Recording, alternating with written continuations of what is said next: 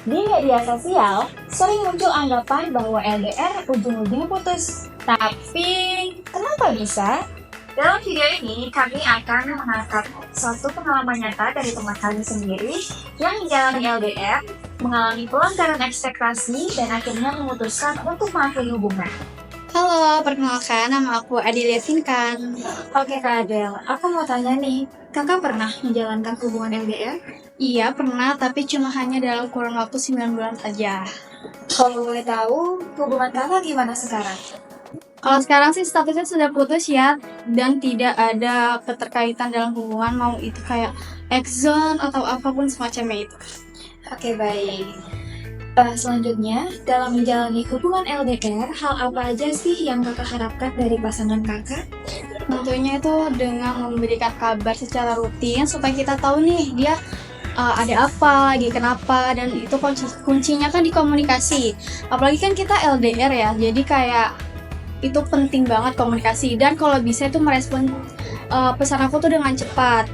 Terus juga kalau bisa walaupun kita LDR tuh masih bisa meluangkan waktu kita walaupun kita punya kesibukan masing-masing dengan kayak misalkan teleponan, terus video call, kayak sehari sekali juga nggak apa-apa, yang penting meluangkan waktu saja. Terus juga kayak kalau bisa sih menghindari interaksi berlebihan sesama lawan jenis kali ya. Apa saja sih yang membentuk ekspektasi kakak kepada pasangan?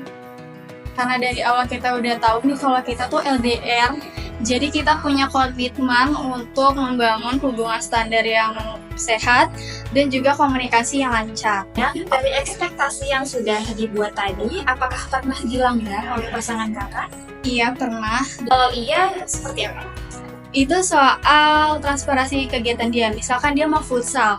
Nah, dia tuh bilang kalau aku mau futsal ya, tapi dia tuh di situ posisinya udah lagi mau main futsal, bukan kayak aku boleh gak main futsal kayak gitu. Jadi kayak kenapa baru ngabarin setelah kegiatan itu baru mau dilakuin. Gimana sih perasaan kakak ketika ekspektasi tersebut dilanggar? Kecewa, tapi bisa dimaafin, tapi enggak untuk berulang-ulang kali, karena kalau misalkan diulang-ulang terus kayak bosen ya ngelakuin kesalahan yang itu lagi. Selanjutnya, bagaimana penilaian kakak terhadap pelanggaran? Positif kah atau negatif? Negatif karena merasa nggak dianggap sebagai pacar dan juga kayak kecewa aja gitu. Gimana sih penilaian kakak terhadap pasangan kakak? Apakah kakak mudah memaafkan pasangan? Iya, aku tipikal orang yang mudah memaafkan. Faktor yang mendukung untuk memaafkan pasangan tersebut kak apa saja? Yang udah jelas banget, yang pasti itu aku karena sayang nih cowok, dan juga dia ngasih alasan yang jelas kenapa dia melakukan kesalahan itu. Bagaimana jika yang melakukan pelanggaran ekspektasi tadi itu bukan pasangan kakak?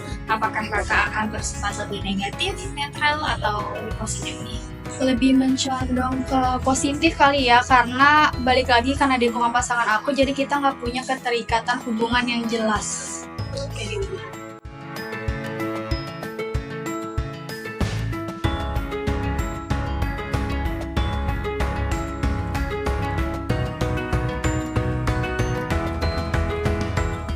Ekspektasi violation theory atau teori pelanggaran harapan dikembangkan oleh Judy Burgeon, seorang profesor komunikasi dari University of Arizona, yang dikenal atas risetnya dalam bidang komunikasi nonverbal dan interpersonal.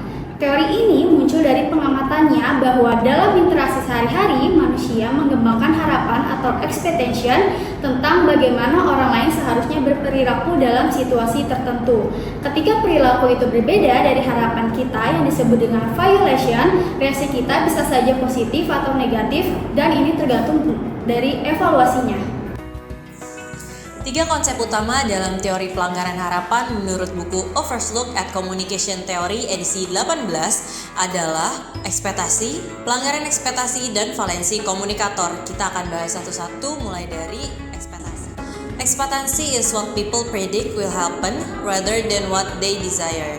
Ekspektasi adalah prediksi atau dugaan kita tentang perilaku orang lain dalam suatu situasi komunikasi. Bukan tentang apa yang kita inginkan, melainkan apa yang kita harapkan akan terjadi, berdasarkan pengalaman dan norma. Terbentuknya harapan dapat dipengaruhi oleh 3 faktor, yaitu konteks, hubungan antar komunikator, dan yang terakhir adalah karakteristik komunikator. Yang kedua yaitu pelanggaran ekspektasi atau violation valence. Violation valence is the perceived positive or negative value assigned to a branch of expectation, regardless of who the violator is. Pelanggaran ini terjadi ketika seseorang bertindak di luar batas ekspektasi. Valensi dari pelanggaran ini, pelanggaran positif seperti ketika seseorang yang tidak dekat memberi pujian yang tulus, dan yang negatif seperti ketika orang asing menyentuh terlalu akrab. Lalu yang ketiga adalah valensi komunikator. Communicator reward valence is the sum of positive and negative attributes brought to the encounter plus the potential to reward or punish in the future. Penilaian terhadap pelanggaran sangat dipengaruhi oleh siapa pelanggarnya. Jika komunikator dianggap bernilai tinggi seperti menarik, berkuasa, atau memiliki otoritas, maka pelanggaran lebih mungkin ditoleransi atau bahkan dihargai. Konsep teori ini berkaitan dengan hasil wawancara bersama salah satu teman kami, yaitu Adele. Adele memiliki ekspektasi pada pasangan pada awal hubungan demi menerapkan standar hubungan yang sehat. Lalu pasangan Adele melakukan pelanggaran ekspektasi yang sudah dibuat karena tidak transparan dalam memberitahu kegiatan yang dilakukan. Nah, buruknya hal ini membawa pada hubungan Adele dan pasangan berujung putus.